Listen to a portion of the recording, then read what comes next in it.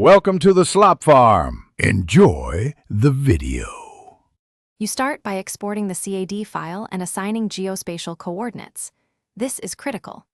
Open the DWG or DXF in QGIS or Auto CAD Map 3D and make sure the layer uses a projected CRS, for example UTM for your zone.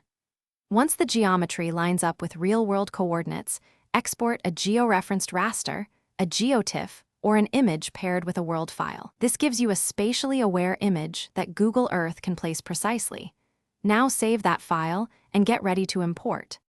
You now bring the georeferenced image into Google Earth Pro. Choose Add, then Image Overlay, give it a clear name. Click the folder icon and select your geotiff or image with its world file.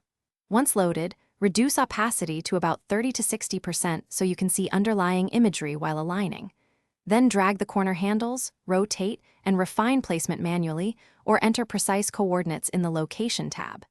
Keep toggling opacity to check fit. Once aligned, save as a KMZ for portability. You finish by saving the overlay as a KMZ so it preserves placement and transparency. Store it in a project folder. If the overlay looks shifted or warped, don't fight it in Google Earth. First, reopen the source in QGIS or Auto CAD Map 3D and verify the coordinate reference system, units, and scale, then re-export.